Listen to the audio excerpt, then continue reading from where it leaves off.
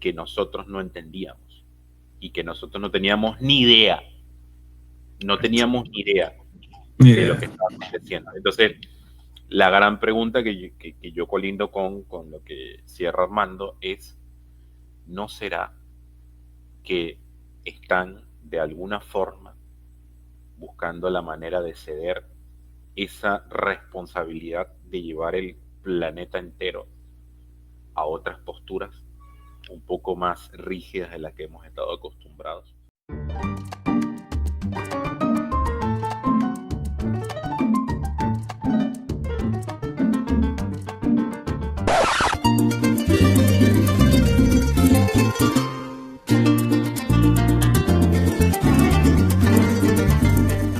Hola, hola, mis queridas amigas y amigos. Les saluda su querido Dorado Greg Max 33 en un nuevo programa, una nueva semana, un nuevo encuentro de entre mates y arepas. Y sí, hoy viernes 12 de septiembre estamos aquí para encontrarnos nuevamente con un cafecito y obviamente yo sé que mi querido Armando Aseglio va a estar con su mate en mano. Armando. Efectivamente, con mi mate y mi necesidad de mateína en sangre. O sea, después de más de 40 años de tomar mate todos los días, de matear todos los días. Inclusive cuando estaba, o sea, sobre todo cuando estaba en el extranjero, pues me conectaba con mi país. Pero dale, vamos a lo que nos ocupa. Sí, Ciudad. efectivamente el día de hoy vamos a hablar de un tema realmente importante, algo que a mí hace mucho tiempo yo he venido analizando, obviamente después de estar en el nivel de conciencia en el cual estoy, y me ha llamado mucho la atención, que es el dominio progresivo de lo que es el mundo musulmán en Europa, que tiene inclusive un término, yo no sabía hasta que investigué a profundidad para lo que es este programa, que es Eurabia. Entonces vamos a hablar de Eurabia, el dominio musulmán en la Europa actual. Y a diferencia de como nosotros siempre hacemos los programas, hoy me corresponde a mí llevar la batuta del programa para hablar sobre esta situación de Eurabia. Es que imagínate por un momento que no hace décadas que lo que es este término no existía y es un término que despierta muchas pasiones porque obviamente el término Eurabia es una componenda o se compone de, obviamente, como designamos al continente europeo, Europa, y lo que es Arabia. Y no tiene nada de misterio, o sea, pero sí su curiosidad, porque obviamente estamos ante una situación que es reciente, se inventó en el año 75 y se utilizaba como un título de una pequeña revista. Esta publicación nace entre la colaboración de varias organizaciones, como es la Association France Paris, Árabe de París, y el Middle East International Group de Londres, donde también participa el grupo de Eufetes del sur de Moyen, Orient de Ginebra, y el Comité Europeo de la Coordinación de Asociaciones de la Amistad del Mundo Árabe, un conjunto de instituciones que en plena Guerra Fría buscaba lo que era tener puentes establecidos entre lo que es el occidente y el mundo árabe. Ahora, la parte importante de esto, y ustedes dirán, pues, bueno, pero ¿por qué estamos hablando de Eurabia? ¿Por qué estamos hablando del dominio mundo musulmán? Porque detrás, inclusive lo hemos hablado en algún programa anterior, que es el hecho de que nosotros consideramos que ha habido un plan establecido hace mucho tiempo desde el mundo árabe, el mundo musulmán, para irse metiendo en el occidente, y la puerta que ellos tienen en el mundo árabe enfrente es la Europa. Pero bueno, el término también tiene una cara mucho más crítica y mucho más polémica. La escritora Vat Geor, un seudónimo de Giselle Lindman, nacida en Egipto, judía y nacionalizada británica, lo adopta y lo aprovecha en un sentido totalmente distinto. O sea, era una especialista en el Medio Oriente y que estudió dos conceptos muy profundos, que era la yihad y el dimmitud, ¿ok? Todos hemos escuchado hablar de la yihad, pero ya lo vamos a desarrollar un poco más a profundidad, ¿ok? Este término. La historia se pone un poco tensa porque el término Dimitud se escribe D-H-I-M-M-I-T-U-D, Dimitud. Según esta, fue popularizado por el político libanés Bashir Gemayel. Describe la situación como sumisión que vivían los no musulmanes en territorios controlados por el Islam. Describe que podían conservar su fe y sus costumbres, pero bajo estrictas condiciones, entre ellas pagar un impuesto especial, el jizab o el jizab con Z, a cambio de una supuesta protección, el DIMAP, ¿ok? En la práctica, según Bat Geor, esto significaba aceptar un estatus de segunda categoría. Entonces, fíjense que el nacimiento de lo que es el término Eurabia en sus profundidades ya tiene elementos como la humillación, categorización de clases y la sumisión, que en el mundo musulmán no es lo mismo la sumisión en el occidente que en el mundo musulmán. En el mundo musulmán, sumisión literalmente es humillación, es vergüenza, ¿ok?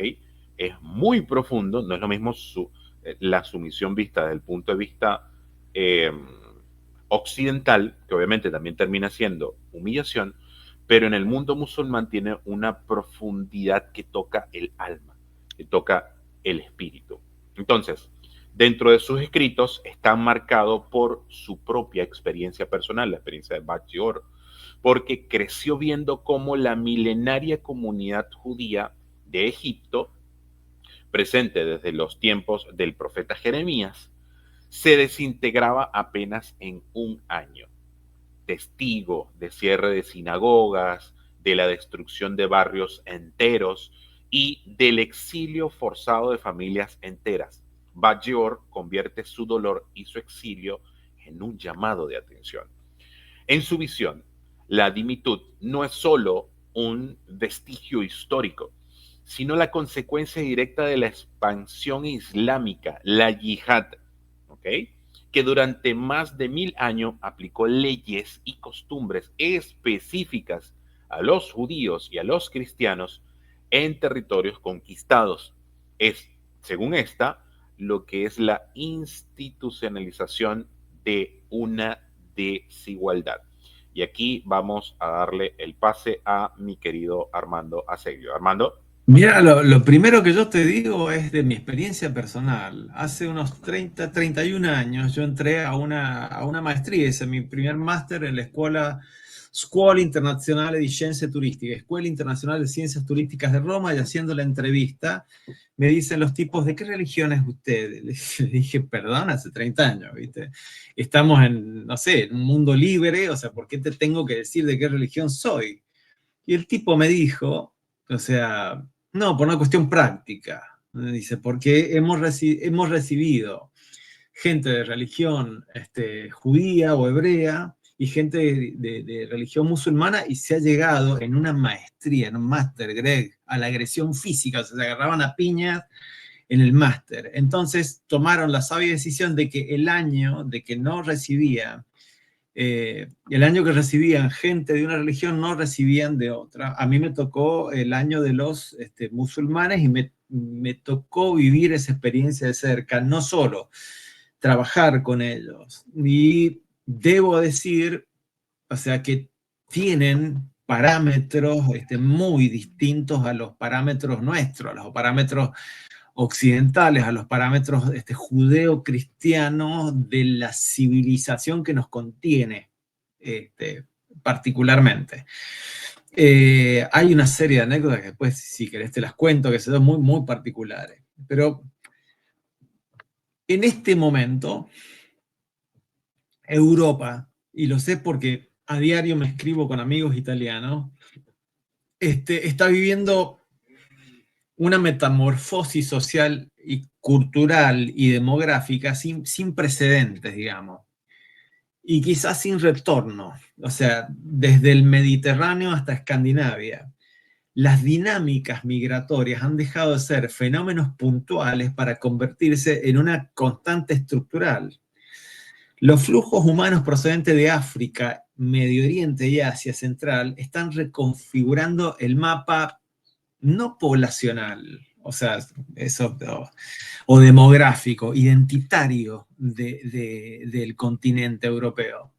Mientras que las viejas naciones de antaño, o sea, imperios, se debaten entre el deber moral de acogida y el miedo existencial a la desaparición de su cultura originaria, estos retos de la integración que van desde la convivencia religiosa hasta el reconocimiento de sistemas de valores radicalmente distintos a los de acogida, son más que problemas técnicos y de políticas públicas, son verdaderas, o yo las veo como verdaderas encrucijadas filosóficas. Esto es, yo me pregunto, ¿puede acoger una civilización ilimitadamente a otra o puede una civilización acoger a personas ilimitadamente con valores distintos a la tuya, de modo tal de que esta masa poblacional llegue a un punto donde te disuelva aquellos valores que hacen de vos lo que sos y no otra cosa? Es decir, se puede integrar sin imponer. ¿Es la diversidad un valor absoluto o un límite pragmático que amenaza la cohesión? Digamos que en este nuevo contexto, el Islam en Europa ha dejado de ser una religión exógena para convertirse en una presencia permanente y creciente, no solo en números, sino también en visibilidad política, mediática y cultural, y esto es un hecho. Si analizás a Londres, por ejemplo, si analizás muchos intendentes de determinadas zonas de Londres, también puede ser interpretado como un karma, ¿no? Son descendientes de inmigrantes de primera generación y musulmanes. Pero también desde el uso del velo hasta la financiación de mezquita por potencias extranjeras. El debate sobre la relación entre Europa y el Islam no es periférico, es central en este momento y a menudo es explosivo. Así, o sea, de esta forma, los pilares de las democracias liberales europeas como el laicismo, la expresión, la igualdad, la libertad de expresión, perdón, la igualdad de género, la separación entre política y religión, están siendo puestos a prueba no tanto desde afuera, sino desde adentro, desde los barrios enteros donde rige la ley del clan o la sharia informal, o desde escuelas donde se desafía el currículum o la currícula secular, o desde las mismas urnas donde surgen partidos identitarios en defensa de una Europa que ya no se reconoce a sí misma.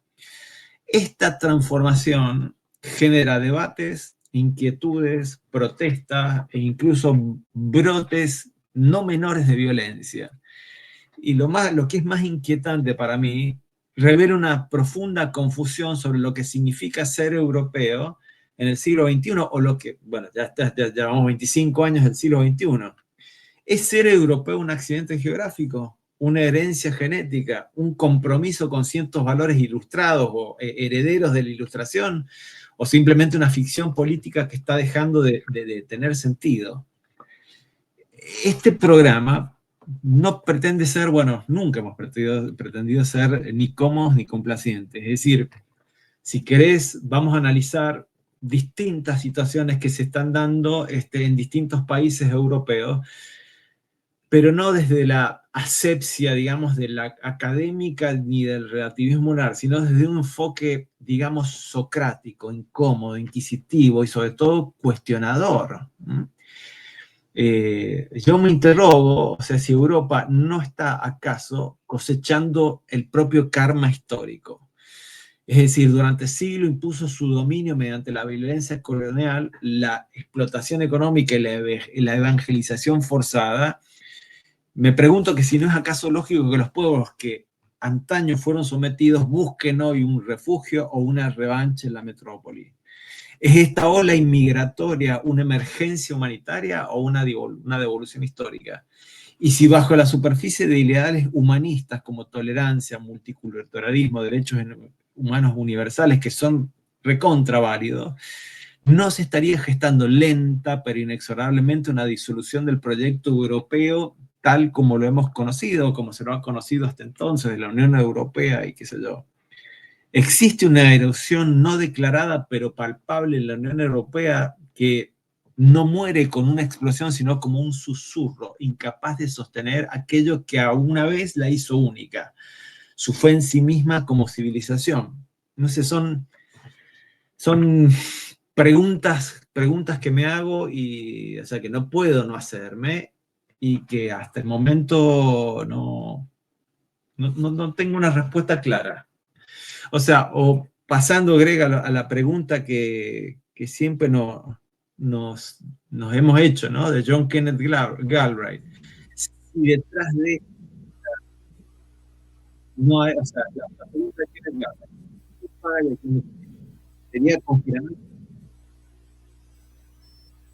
Sí, esa es la parte importante a preguntarse aquí, que a quién paga y a quién le conviene, porque sí, fíjate una cosa, y haciendo un contraste, obviamente, con mi propia experiencia como migrante, ya yo en estos días le comentaba a Pau, y hacía un comentario bastante jocoso, pero bastante relevante, de incluso anoche estábamos conversando de eso, cuando estábamos comiendo alitas de pollo, que llegaba al punto en que ella decía, el hecho de nosotros haber interactuado durante tanto tiempo con los venezolanos, ya la migración venezolana en el Perú asciende una década ya, desde el 2015 hasta el 2025, de manera más promulgada o de manera más profunda a partir del 2017. Eh, ya hay costumbres venezolanas arraigadas dentro de la cultura peruana que se han normalizado. Ya es normal que la gente utilice harina pan, la harina de maíz precocida. Incluso hay una marca que se llama Butra Foods que ya desarrolló una serie, copiaron alimentos venezolanos y ya están arraigados dentro de la cultura. Entonces eso termina pasando. Y eso es el tema que nos atañe el día de hoy, cómo yo creo que Europa se ha ido disolviendo. Y por eso, retomando lo que es la postura de Eurabia, de Batlleur, en este contexto, lo que tiene que ver con su visión se refuerza en la obra de Euro-Arab Axis. Ahí plantea algo que para muchos es más que una hipótesis, es una advertencia, lo que viene planteando Armando. Según ella, Eurabia es el nombre que recibe una teoría geopolítica en la Europa que tarde o temprano dejará de hacer, o sea, desde su punto de vista occidental, la cultura dominante para ser la islámica. ¿Okay? Es la hipótesis que plantea Batlleur aquí. Entonces, ¿cómo llegaría ese momento? No a través de una invasión militar, no, sino por un fenómeno mucho más lento y silencioso, la migración masiva. ¿Okay? La migración que ha venido de África, la migración que ha venido del mundo árabe. ¿Okay? Ella sugiere que el aumento de la población musulmana en Europa, sumado a ciertos acuerdos políticos y culturales, funcionarían como un caballo de Troya, ese caballo que destruyó la ciudad de Troya, que en el momento adecuado consolidaría una victoria cultural para el Islam. Por eso, lo que ha planteado Armando, tiende a observarse dentro de todo este proceso de que muy probablemente esto termine siendo como una inversión. Sabemos que obviamente a través de la historia, cuando existían los imperios y mucho atrás en el siglo, en la época medieval, hubieron invasiones de Arabia hacia Europa y viceversa, con las cruzadas y todo eso, donde hubo siempre esa intervención y yo creo que es una parte kármica, ¿no? Ahora, en las palabras de Batlleur, se trata de una estrategia que utiliza las reglas de las democracias occidentales para impulsar un modelo político y social que al final podía volverse totalitario. Y lo hemos comentado en algún capítulo de Entre Mates y Arepas. En el mundo occidental todavía tenemos la posibilidad de nosotros debatir ideas. En el mundo musulmán se aplica la ley y punto. Por eso, para esta visión, no solamente se queda en sus libros, la periodista y escritora italiana Oriana Fallaci, conocida por su estilo directo y combativo, adoptó el término Eurabia y lo llevó aún más lejos, ¿ok? En este caso, Fallini, en su denuncia, lo vinculó directamente con lo que llamó el yihadismo invasor de Europa. Para Fallaci, lo que estaba en juego no solamente era un cambio cultural, sino una transformación radical y peligrosa de la entidad europea. En sus propias palabras, y la cito textualmente, Europa ya no es Europa, perdón, es Eurabia, una colonia del Islam. Fíjate lo que dice ella, bien profundo. Nuestro primer enemigo no es Bin Laden ni Al-Zawahiri, es el Corán, el libro que los ha intoxicado. Estamos en guerra. ¿Podemos entender eso de una vez? En la guerra se llora, se muere y ya está. Europa sigue sin darse cuenta de que tiene el enemigo en casa. No quiere darse cuenta de que esto es una cruzada interna a la inversa. El islamismo es el nuevo, y no puedo decir esta palabra, el nuevo visión del señor de bigotitos, y con esa visión, el nacionalismo alemán de los años 30 y 40 del siglo pasado, no es posible algún compromiso alguno. Imagínense, ese mensaje fue bien contundente. Para unos, para algunas personas, una advertencia urgente, para otros una visión alarmista y xenófoba, ¿ok? Pero lo cierto es que el término Eurabia quedó marcado para siempre con ese tono de denuncia, mezclando geopolítica, historia y un discurso que alerta, que todavía genera intensos debates en Europa y más allá. Por eso que cuando hablamos de Eurabia nos referimos a una idea que une no solo un concepto, sino dos mundos, Europa y los países de habla y cultura árabe. Ahora, en lo geográfico, lo cultural, la separación es evidente, ¿no? O sea, pero en el mundo financiero y de las necesidades económicas modernas ha tenido puentes insospechados. Aquí le doy nuevamente el pase a mi querido Armando. Armando. No, lo primero es quizás, no sé, yo hablo el italiano, es Fallaci, la periodista es Oriana Fallaci, que es un pedazo de periodista, ya murió. Es una mujer que no tenía miedo. O sea, la Fallaci nunca tuvo miedo. Me acuerdo haberla visto, viste, que visitó la Argentina en los años 80, presentó un libro y le dijo a todos los periodistas que estaban acá, que eran obsecuentes con la dictadura militar, viste, les dijo fascistas a todos, y hizo un... O sea, la Fallaci nunca tuvo miedo. O sea, tenía más huevos que un hombre, ¿me entendés? Yo como periodista la respeto muchísimo. Pero vamos a casos concretos, Greg. O sea, el caso de Suecia, ¿no? El caso de Suecia es el paradigma, digamos, de un progresismo suicida ante una cultura intransigente. Suecia no ha sido simplemente tolerante, ha sido ejemplar en su fe ciega hacia el multiculturalismo. Ha abierto sus puertas, sus bolsillos y en muchos sentidos su alma a un ideal de convivencia universal que nunca fue recíproco.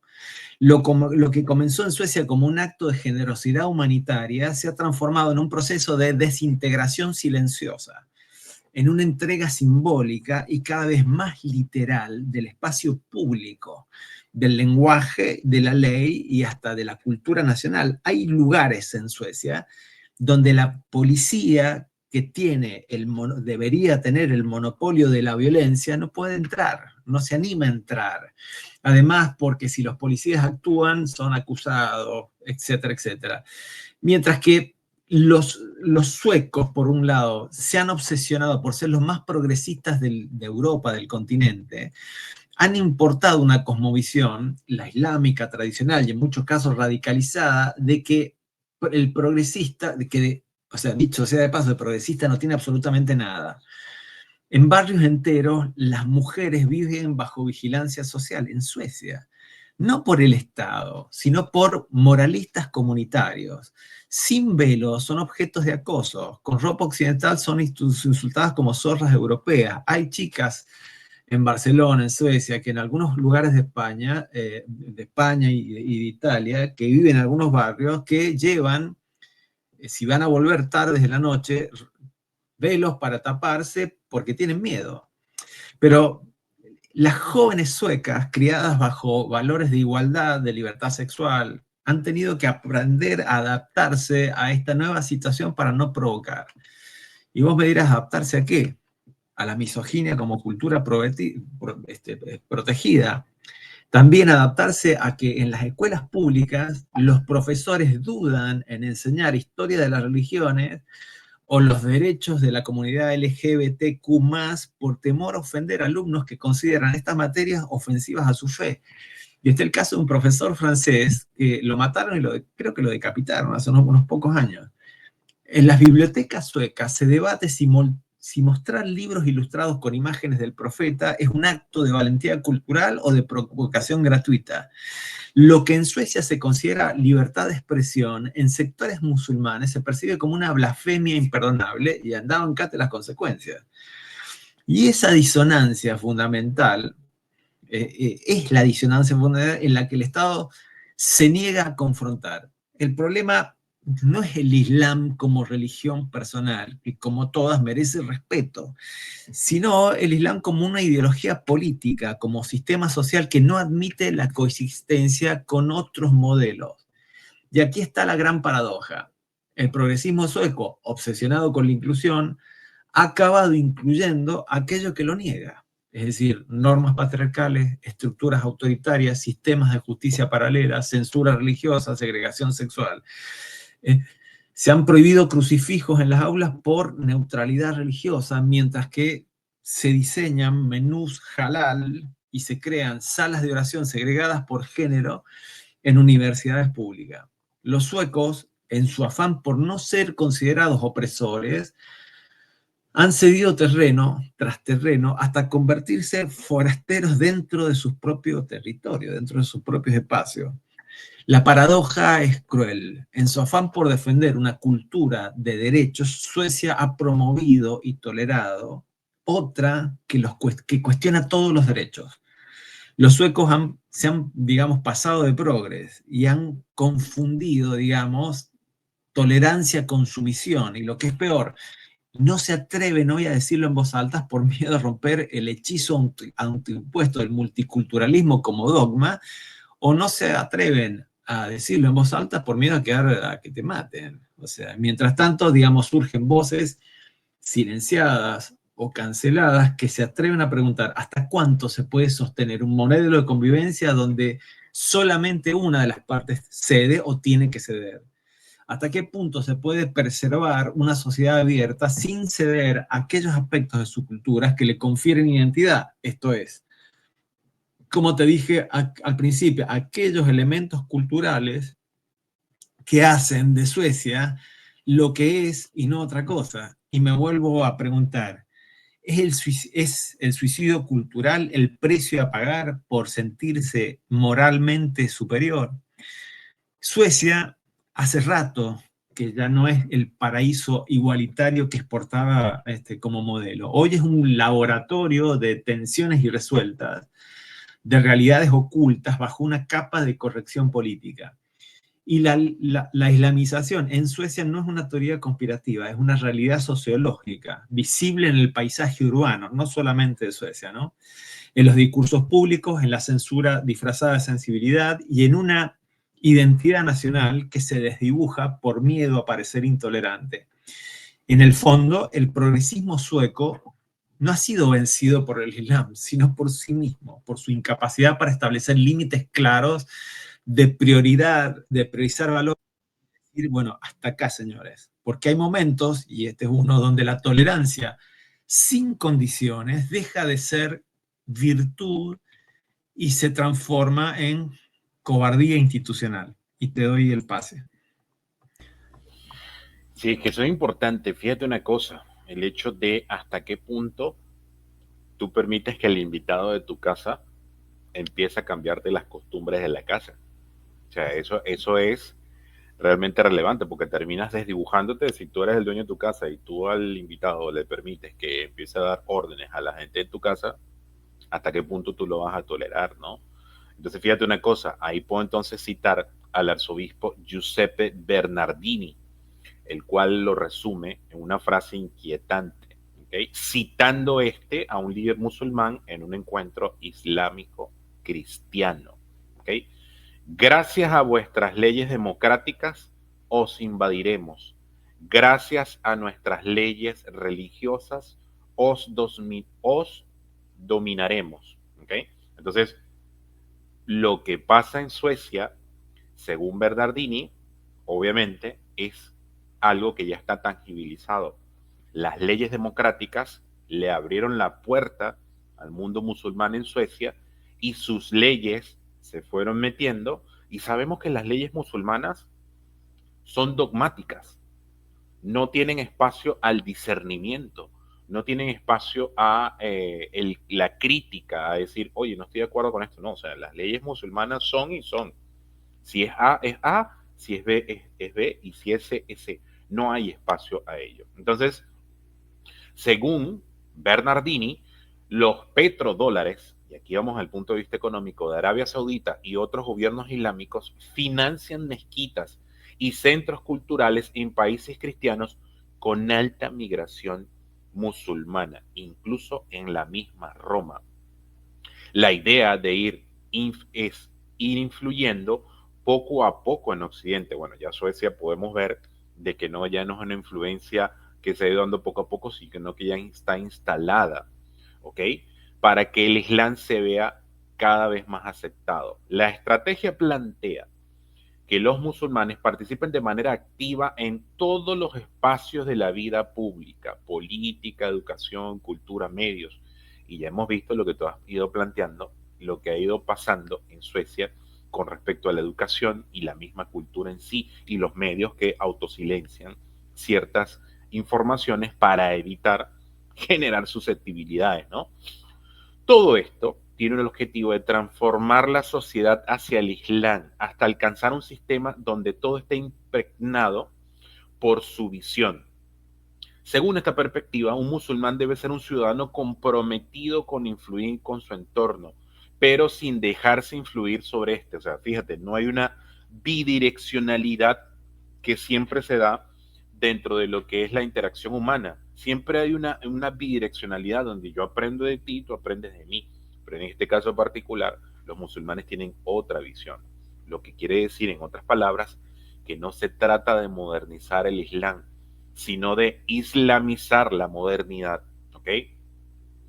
Este cambio cultural que algunos llaman Eurabia había comenzado tras la crisis. Todos recordamos, las personas que hemos tenido la oportunidad de nacer en los años 80, obviamente mi querido Armando, un poco más grande que yo, lo debe recordar, la crisis del petróleo de los años 70 en Europa, necesitada de energía, hizo concesiones importantes a los países productores árabes. En total se habían hablado de 8 concesiones clave, que esta es la parte importante de la cual vamos a hablar. ¿Okay? La primera concesión clave que hizo Europa fue una oposición conjunta a Estados Unidos e Israel. ¿Okay? Derivado del punto anterior, esta postura se refuerza con una intensa campaña de información antiestadounidense. Este discurso presenta a los musulmanes, en especial al pueblo palestino, como mártires y víctimas de explotación. Al mismo tiempo, se fomenta la demonización de lo americano, ¿okay? Lo aleja de Europa a sus aliados naturales y la acerca a la idea de una Eurabia. ¿Okay? La segunda concesión que se hizo fue la inclusión de Turquía en la Unión Europea. La eventual admisión de Turquía supondría un cambio significativo en la identidad europea al integrar millones de musulmanes a una cultura ajena a la tradición histórica del continente. La tercera concesión que se hizo fue la apertura a la inmigración musulmana. Esta fue una estrategia mucho más sutil y efectiva para ir consolidando la idea de Eurabia, que es facilitar la migración procedente de países musulmanes, que obviamente con el tiempo generaría una presencia creciente de adeptos a la fe islámica dentro del territorio europeo. La cuarta concesión que se hizo fue el rechazo a la mención de las raíces cristianas en la Constitución Europea. Imagínense esa concesión que se ha hecho, lo que era equiparar el peso de todas las religiones. Se omite el papel histórico en la misma europea, en la misma Europa, perdón, el papel histórico y hegemónico del cristianismo en la ética, el pensamiento y la política europea. Esta omisión ha favorecido lo que es el reemplazo gradual de la cultura europea. La quinta concesión que se hizo fue la defensa de la compatibilidad entre la democracia y el Islam. Fíjate esto, ¿no? El Islam, en su concepción más totalizadora, busca influir en todos los ámbitos de la vida social sin separar el orden civil de lo religioso, ni distinguir entre autoridades estatales y espirituales, ¿ok? Bajo esta visión, las instituciones, la sociedad civil, la democracia y la libertad individual quedan subordinadas a principios religiosos de obligado cumplimiento, lo que hemos venido hablando, de que el Islam no da espacio a el discernimiento, sino que tienes que cumplirlo de manera obligatoria, ¿ok? Esta supuesta compatibilidad con la democracia liberal occidental se presenta como un puente de entendimiento, pero en realidad facilita la aceptación progresiva de un sistema que prioriza la ley religiosa sobre el Estado de Derecho o el marco de derecho que todos conocemos en el mundo occidental. La sexta concesión que se hizo fue la idealización de ciertos periodos de la historia europea, como el Al-Andalus y el rechazo a la reconquista o a la conquista de América. Se promueve una visión romántica del Al-Andalus como una era de esplendor cultural, de tolerancia, de paz, en contraste con una Europa medieval oscura y atrasada. Bajo esta narrativa, las conquistas musulmanas son vistas como pacíficas y enriquecedoras. Y todos lo que hemos visto historia del mundo, historia antigua, lo que hemos leído, incluso hay un juego que se llama Age of Empires, yo que he jugado en computadora de hace más de 25 años, donde se narraban las invasiones europeas, las invasiones árabes, perdón, a Europa, y yo recuerdo mucho el nombre de Saladino, por eso. Entonces imagínate que cambian la visión de esas invasiones musulmanas a que eran pacíficas, eran buenas y enriquecedoras. Mientras que la reconquista o la conquista de América se presenta como brutal y genocida, ¿no? Esta reinterpretación histórica encubre en parte la reivindicación simbólica y política sobre territorios que alguna vez fueron musulmanes. La séptima concesión que se hizo fue la adopción del relativismo cultural y la aceptación de la poligamia. ¿Ok?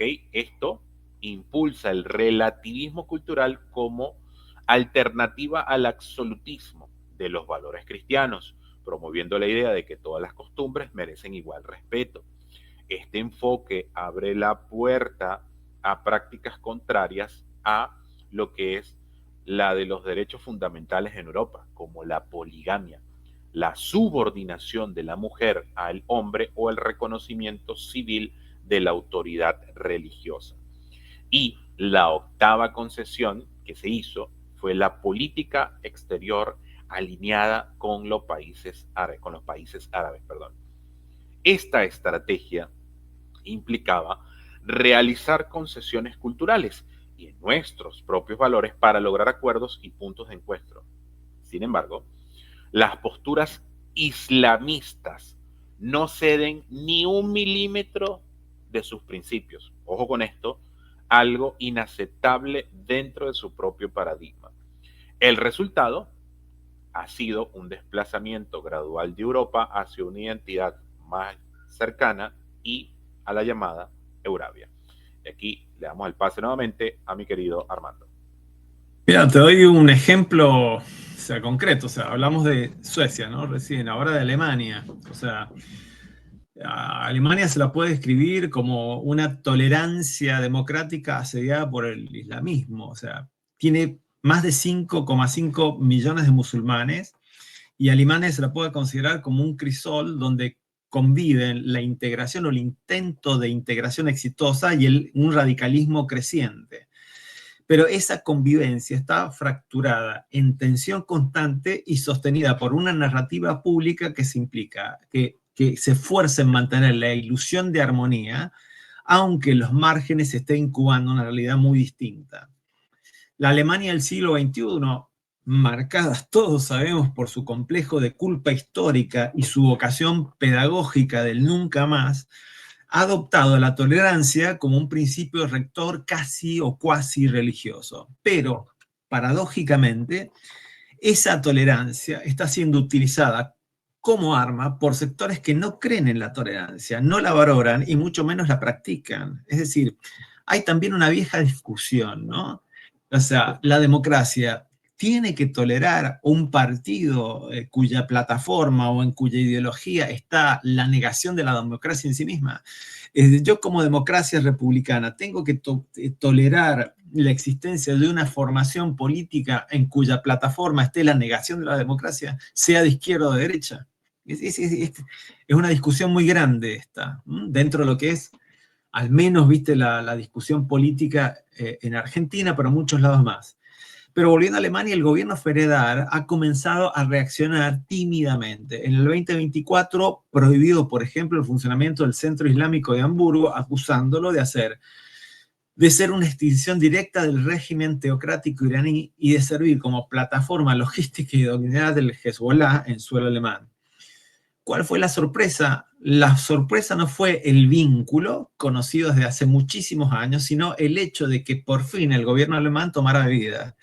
¿Por qué y qué se esperó tanto tiempo? ¿Cuántos otros centros actúan impunemente bajo el paraguas de asociación cultural o libertad religiosa? Esa es la pregunta. Mientras tanto, la vida en ciertos barrios ya no responde a la constitución alemana, sino a un sistema paralelo. En zonas como Neukölln, en Berlín, o Max-Holoch, en Duisburgo, la policía entra solo, única y exclusivamente cuando es estrictamente necesario y con refuerzos. Allá la Sharia no es una curiosidad exótica, sino una norma social vigente.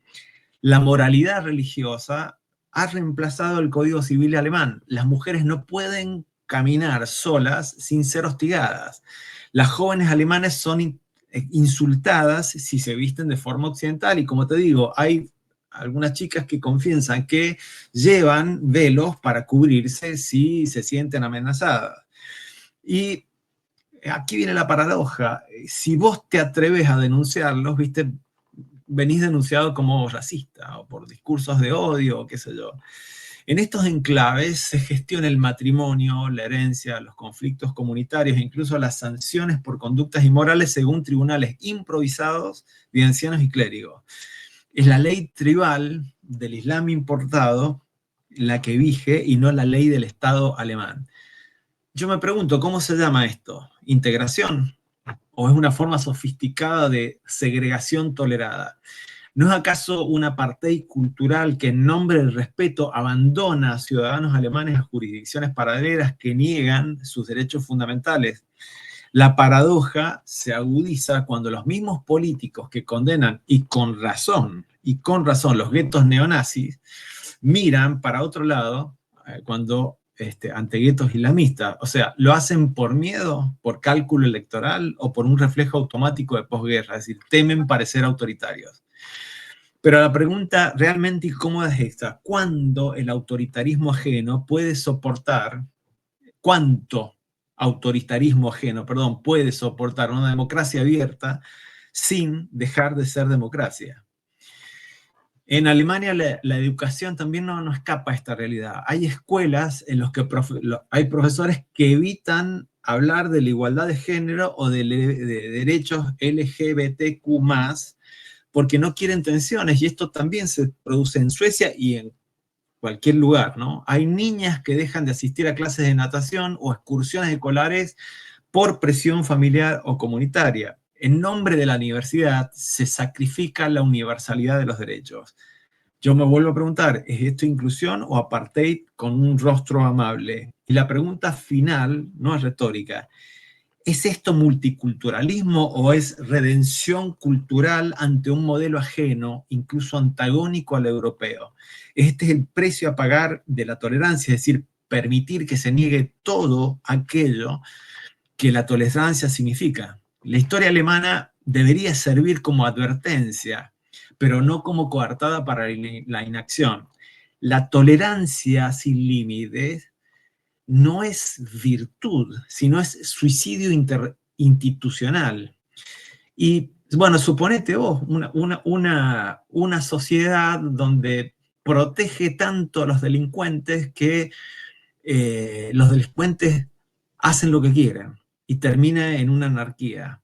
Entonces, hoy más que un rincón del país, en más de un rincón del país de Alemania, ¿no? La democracia liberal está retrocediendo ante un avance de una teología política que, como vos dijiste, no acepta pluralismo, no acepta disidencia y no acepta igualdad. Alemania, tan firme en recordar el pasado, debería empezar a mirar el presente con esa misma seriedad, diría yo. Te doy el pase. Sí, es que fíjate una cosa, y esa parte es importante con lo que tiene que ver con el caso alemán. Yo hace no más de 2, 3 meses vi un video en TikTok con respecto a la situación en la Alemania, en un mall, en un centro comercial. Resulta que acontece que estaba debajo de una escalera una persona, y creo que lo comenté en un capítulo, pero lo vuelvo a reforzar, donde esta persona simplemente tenía necesidades y debajo de la escalera, en un mall, con un festival de gente alrededor, se estaba masturbando, porque eso se permite en Alemania, sin ningún tipo de problema. O sea, así, y literal, el video se veía donde la persona, obviamente, difuminaban lo que tenían que difuminar, pero se veía a la persona literalmente masturbándose. Y nadie le podía decir nada porque se tiene que permitir eso, porque es su expresividad. ¿Okay? Yo también puse la misma cara que puso Armando ahorita cuando yo vi ese video. Entonces, ya para ir aterrizando varios hechos, además de lo que ha ido presentando Armando, que apoyan el éxito de esta visión llamada Eurabia. Se calcula que entre el 16 y el 20% de los nuevos europeos nacen en hogares mahometanos. ¿Okay? El número total de musulmanes en Europa ya supera los 12 millones, más o menos el 3% de la población continental, o sea, 12 millones de musulmanes en territorio europeo. La pareja media europea, si todos sabemos la perspectiva de los europeos, es tener la menor cantidad de hijos para poder desarrollarte, es 1.4 hijos por pareja, frente a los 3.6 hijos de una pareja inmigrante musulmana. ¿Ok?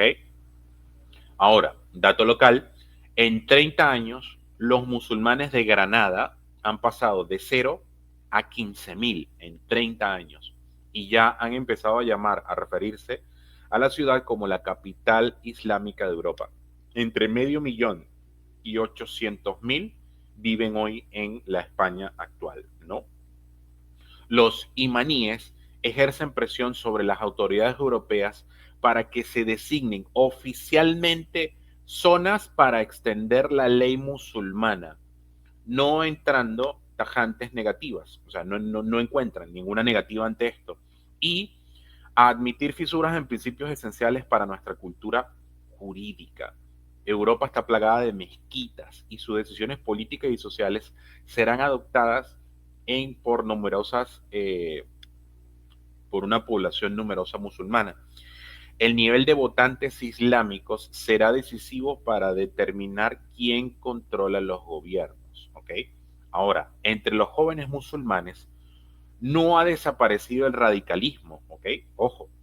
Mai Yamani, profesor del Royal Institute of International Affairs de Gran Bretaña, opina que los jóvenes musulmanes en Europa llegan al radicalismo por 3 factores. Primero, la globalización desdibuja su identidad y los hace buscar un refugio seguro en su religión. Segundo, El acceso a Internet y la televisión árabe por satélite los conecta con la actualidad del Medio Oriente, donde Occidente es representado como un agresor. Y tercero, la educación wahabita que se enseña en las mezquitas y los colegios del Reino Unido alienta la hostilidad contra los infieles. ¿Ok? Entonces, ya para ir englobando lo que es el término Eurabia y lo que hemos ido desarrollando en el programa, número uno, Eurabia es un término que todavía está en proceso de gestación, ¿ok? Porque trata de resumir un fenómeno actual que ya está enmarcado en países como Suecia o como Alemania que hemos ido planteando, ¿ok? Donde la circunstancia que lo convierte especialmente maleable ante hechos y doctrinas futuras que pueden contemplarlo o reconfigurarlo en su sentido final, ¿ok? Es un término crítico descriptivo. En efecto, Eurabia no es una doctrina, ¿no? Sino un hecho. Ya lo hemos planteado en Suecia y en Alemania. Mejor dicho, la denuncia de un hecho consistente en la deliberada, maliciosa y peligrosa islamización de Europa. Este contenido de denuncia y crítica configura a su razón de ser, al ser su vocación difundir en el público occidental y especialmente europeo esta amenaza. En este contexto de denuncia, parece que su sentido de alerta cultural solamente desaparece con la eliminación de los valores fundamentales de nuestra cultura, porque una de las cosas que hemos ido comentando en algún momento dentro de los capítulos entre mates y arepas, no solamente es Europa, porque ya agarrando todo el núcleo de Europa se van a expander a todo el mundo. ¿Okay? El aparato crítico que despliega el concepto se alza frente al islamismo y no contra de ninguna otra doctrina. No se plantean lo que son unas vías de solución consensual. Por lo tanto, lo que hemos hablado en el programa, el multiculturalismo es impracticable y hasta peligroso, pues no es posible la coexistencia de culturas cuando una de ellas pretende imponer sus principios por la fuerza y sin el respeto a los derechos humanos más elementales. Si Europa se convierte en Eurabia, significaría la pérdida de nuestros aliados culturales, económicos, militares más estrechos. Como quiere que sea, la creación y desarrollo del concepto contribuye a enriquecer y formalizar el debate sobre una cuestión clave de este siglo y que sin duda exigirá respuestas políticas, éticas, jurídicas, culturales y sociales. Ahí le doy el pase nuevamente a mi querido Armando. Armando. Cuando hablaste, viste, cuando estabas hablando de esta nueva generación de pibes nacidos en Europa, de socialización desde familias islámicas, estaba pensando en los atentados de Charlie Hebdo y Bataclan. O sea, eran pibes que jamás se habían sentido franceses. Si bien habían nacido en territorio francés, nunca se sintieron franceses. O sea, Francia tampoco los hizo sentir franceses a ellos. Entonces adoptaron esta identidad prestada o esta identidad. Yo también te he dicho que siendo italiano, escribiendo, o sea, tengo las dos ciudadanías, no me he sentido totalmente aceptado en Italia y en cierta forma no justifico lo que hicieron, pero entiendo esta no aceptación. Pero también hablaste de España y en España es chocante, por no decir intelectualmente deshonesto, que el mismo feminismo radical que denuncia incansablemente el patriarcado en todas sus formas, calle clamorosamente ante una religión que es en esencia heteropatriarcal y machista. Y creo que hay una única razón. Primero, el miedo. Segundo, se dice, a mí no me consta porque no tengo los números, que muchas de estas organizaciones feministas están siendo financiadas por entidades islámicas. Pero si hay estructura religiosa que encarna con precisión quirúrgica todos los males que el feminismo denuncia, a mente de los testigos de Jehová que ya vamos a hablar, segregación sexual, autoridad masculina institucionalizada, desigualdad legal y moral ante los hombres y mujeres, es el Islam político, no religioso. Pero por alguna razón, cuando esta teocracia se presenta con el velo, se convierte mágicamente en diversidad cultural. Y es aquí donde surge el segundo gran tabú, la libertad de usar el hijab. Nos repiten hasta algo que las mujeres musulmanas eligen llevarlo, y quien lo cuestione es racista o colonial. Pero nadie se atreve a preguntar, ¿es libertad si se ejerce dentro de un marco jurídico, familiar y comunitario que sanciona explícitamente o por presión social a quienes eligen quitárselo? ¿Puede haber libertad de elegir el velo cuando no hay libertad para elegir no llevarlo sin consecuencia? La respuesta es incómoda, pero se evita. Y la tercera negación, que la anticipé, es la financiación. El feminismo radical, que presume de autonomía y espíritu antisistema, niega reconocer que muchas de sus organizaciones y en gran parte de la izquierda institucional reciben financiación directa o indirecta de los países islamistas. Fundaciones del Golfo o embajadas de regímenes teocráticos y redes culturales y afines aportan dinero bajo el paraguas de la inclusión y los derechos de las minorías. Es decir, se combate al patriarcado con quienes tienen, con el dinero de quienes lapidan mujeres por adulterio o qué sé yo. Coherencia, cero. Culpa, ninguna. En este escenario surrealista se vuelve grotesco en episodios como el Mulá de Barcelona, no sé si te enteraste, un líder islamita radical que sin papeles ocupa, fue respaldado públicamente por el ayuntamiento ante la presión popular que pedía su expulsión. La solución fue concederle una vivienda pública, es decir, mientras que los españoles de clase trabajadora languidecen en listas de esperas, un promotor del islamismo radical es premiado con una vivienda social por ser víctima del racismo estructural. El Estado cede, el votante se indigna, los extremos se fortalecen, pero la culpa nunca es del progresismo, siempre es del discurso del odio. Entonces la pérdida de identidad no es una metáfora, es un proceso concreto, material. Las ciudades pierden referentes culturales, visuales y simbólicos. Hay barrios enteros que adoptan otro idioma, otras costumbres, otras reglas. Se habla de ocupación como si fuera un tema de viviendas vacías, pero la verdadera ocupación es cultural.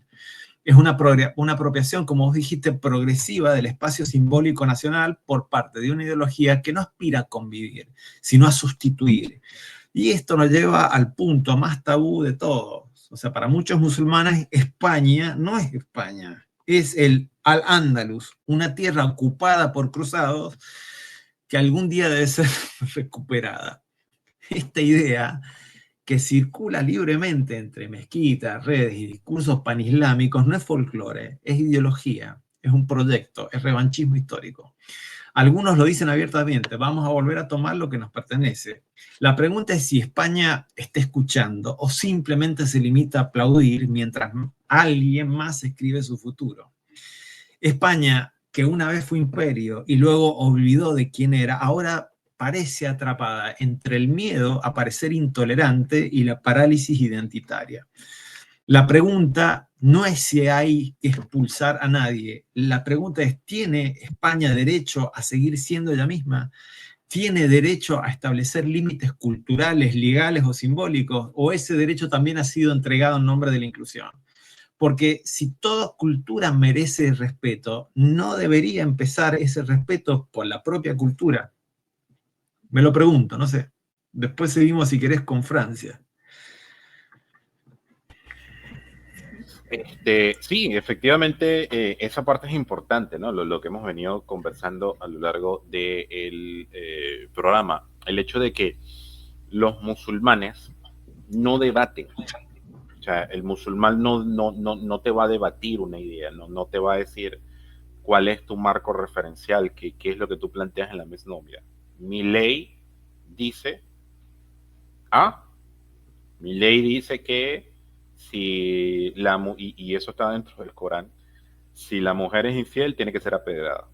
Tiene que morir bajo la ley de ser apedreada. Entonces, eso no lo debaten. O sea, lo que puede abrir la posibilidad de, oye, mira, fue infiel y ya está, pues se separan, no. Eso es una falta muy grave en el mundo musulmán, ¿no?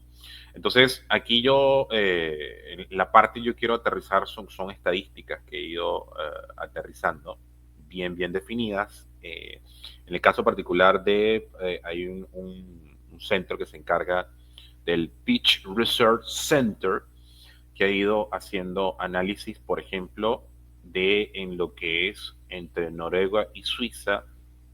Para el año 2016 había 25.8 millones de musulmanes, 4.9% de la población. ¿Okay? Europa en su conjunto, en lo que es 2025, había una proyección, ¿okay? Según el Foreign Affairs Forum, de que llegara entre 45 y 50 millones, representando un 6 y un 7% de la población en el 2025 en toda Europa. Y ya está enmarcado en eso. O sea, esa proyección que se hizo se ha ido cumpliendo a cabalidad. O sea, que lo que representa un crecimiento del 4.5, el 4.9%. ¿Ok? Pero aquí quiero ver, ¿por qué les digo este porcentaje?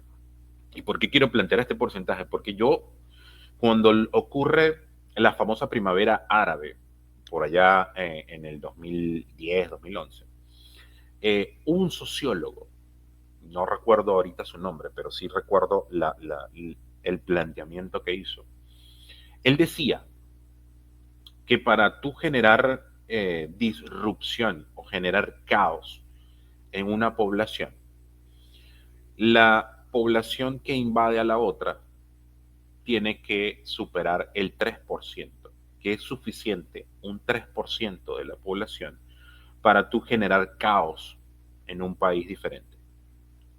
¿Qué les acabo de decir? 4.9%. O sea, ese marco referencial de este sociólogo, que hace muchos años lo escuché, ya ha sido superado. Y ya se ve reflejado en países como España, en países como Suecia, en países como Alemania y obviamente del caso que en Francia, que es lo que va a hablar ahorita mi querido Armando. Te vuelvo a dar el paso, Armando. Nada, o sea, lo de Francia, lo primero que me viene en mente en Francia es el atentado de Charlie Hebdo del 2015, que fue una ejecución brutal en pleno centro del país contra caricaturistas que osaron hacer una sátira del Islam. Correcto. La masacre, sí, no fue un ataque a personas, fue un atentado contra el derecho mismo a la blasfemia, de los cuales los franceses han hecho gala durante siglos. O sea, es la piedra angular del laicismo francés. Ese día murieron 12 personas, pero también murió en cierto modo una parte del espíritu ilustrado. Desde entonces, en Francia, criticar al Islam ya no es una sátira, es una provocación, y la autocensura es la nueva forma no escrita, es decir, nada, yo también tendría miedo.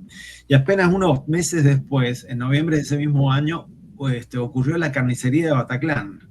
Un comando islámico armado con fusiles y chalecos explosivos asesinó a 130 personas mientras estas personas disfrutaban de un concierto. El mensaje era claro, o sea, la vida occidental, secular, lúdica, debe morir. Francia no estaba en guerra contra el islamismo estaba en guerra con Francia y había que declararlo sin permiso. También hubo un supermercado kosher atacado en Vicence, o no sé, no soy bueno para pronunciar el francés, ese mismo enero. Fue otra señal inequívoca. La comunidad judía de Francia también es objetivo, porque el Islam político no solo es una reacción cultural, es un proyecto totalitario, y como todo totalitarismo necesita enemigos: el hereje, el apóstata, el judío, el infiel, el republicano. Pero Francia no es inocente en su desconcierto. Lleva décadas arrastrando las contradicciones no resueltas de su historia colonial, especialmente con Argelia.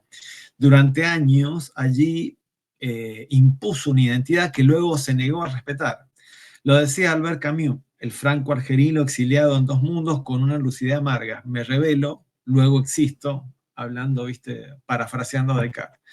Francia exigió gratitud sin reconocimiento, integración y sin respeto, y hoy cosecha esta mezcla de resentimiento histórico y ambigüedad cultural.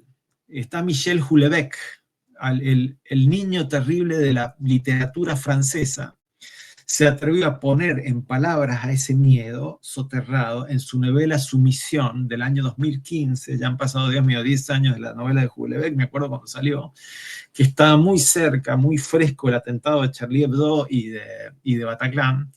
Allí Houellebecq describe una Francia en un futuro cercano donde el presidente islámico llega al poder en forma democrática con el apoyo de la izquierda posmoderna, las feministas domesticados y las élites culturales. No hace falta violencia en ese futuro distópico de Houellebecq. Basta con el cansancio moral de una nación sin convicciones. En esa Francia ficticia, o cada vez menos ficticia, las mujeres desaparecen de las universidades, la poligamia se legaliza, el laicismo se archiva como un viejo panfleto ilustrado, y mientras tanto, digamos, Emmanuel Macron, perfecto en la forma, fotogénico en las cumbres, elegante en Davos y Bruselas, parece un holograma institucional. En su mente, Francia todavía es un actor global que dicta valores del mundo libre. Interviene en Ucrania con discursos inflamados, exige orden global, juega la estrategia continental, pero olvida que tiene una bomba sociocultural en casa, alimentadas por décadas de negación, de idealismo multicultural y abandono del territorio real. Hay ciertos barrios, digamos, marginales de París y de Francia que ya no son parte de la República, que son feudos paralelos, o sea, identitarios, resentidos, con jóvenes armados, y cada vez que un político propone intervenir, reformar o integrar, es acusado de racista. Macron sabe que tiene o que hay un problema, pero no lo nombra porque nombrarlo sería admitir que no tiene la solución. Y así la Francia de Voltaire, de Rousseau, de Diderot, del iluminismo, guarda silencio ante estos nuevos teólogos. La República, que decapitó reyes por la libertad de conciencia, ahora baja la cabeza ante los religiosos de suburbios que dictan, o son los que dictan lo que puede o lo que no puede decirse.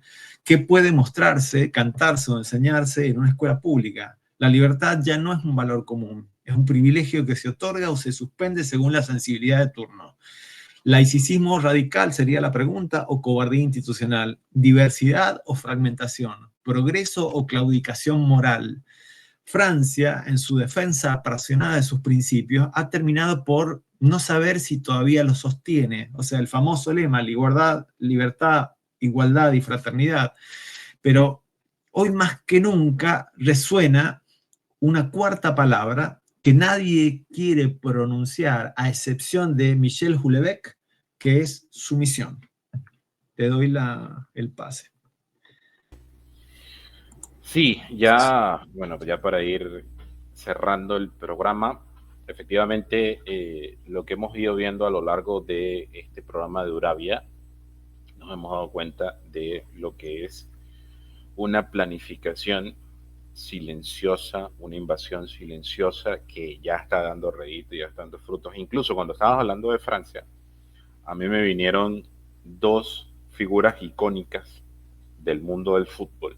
Y tú como argentino me imagino que eres ultra fanático del Argentina, ultra futbolero, que es Zinedine Zidane y Yuri Yorkaev, los artífices del el primer triunfo de Francia en 1998 en la Copa Mundial ante Brasil. Ambos tienen orígenes musulmanes y ambos son los padres de Zinedine Zidane tienen origen musulmán, y los de Yuri Yorkaev también.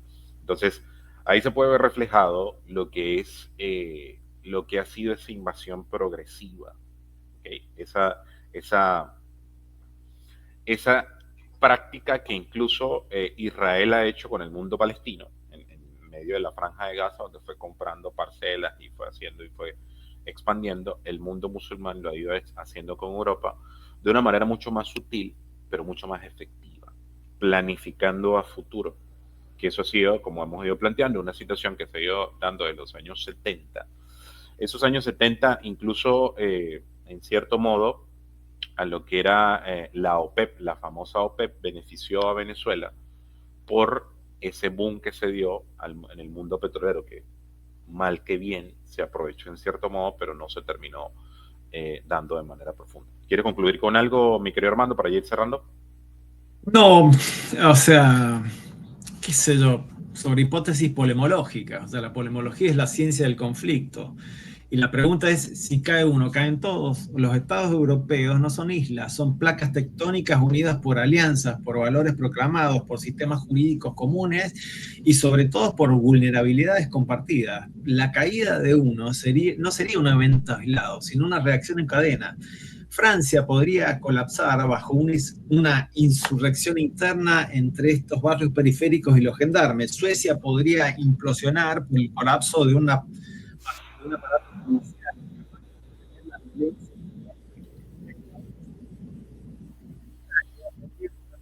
Embudo de crisis migratoria desbordada, donde el nacionalismo populista ya no logre contener la presión desde el sur ni mantener la coherencia hacia adentro.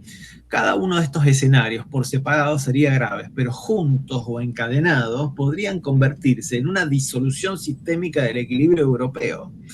Ahora, si dos boludos, ¿no? Con todo respeto, pelotudos en la periferia del mundo, están haciendo este tipo de conjeturas, ¿no lo van a hacer la gente de los países europeos, de la Unión Europea? Entonces ahí otra vez la pregunta, ¿no? ¿Quién paga y a quién le conviene? Porque entonces la Unión Europea deja de ser o de parecer una federación sólida para parecer un castillo de cartas sostenido por una ilusión de consenso. La economía, el euro, la libertad de circulación, los pactos migratorios, los marcos legales comunes, todo depende de la estabilidad de sus miembros. Y esa estabilidad hoy está como nunca antes desde la posguerra en tela de juicio. O sea, la pregunta es, ¿puede una Europa construida sobre la memoria del Holocausto y la ambición del libre comercio sobrevivir a un choque de civilizaciones no declarado pero evidente? ¿Puede mantener la libertad sin renunciar a la autoridad? ¿Puede integrar sin asimilar? ¿Puede convivir con ideologías que no creen en la convivencia? Esas son las preguntas que cierro. O sea, Europa, en su afán por redimirse de su pasado colonial, ha olvidado algo esencial. Un continente que solo pide perdón termina por no saber defenderse, y sin defensa no hay civilización que sobreviva. O sea, no sé. La pregunta final, y ya con esto cierro. Y si no estamos ante una integración incompleta, ni ante una desintegración acelerada, sino ante algo más profundo y más inquietante aún, y si estamos presenciando, no sé, algo que no sabemos ni codificar, ni interpretar, ni atisbar, porque estamos en la periferia de la periferia, no solo del mundo, sino de las decisiones políticas, etcétera, etcétera. Con eso termino.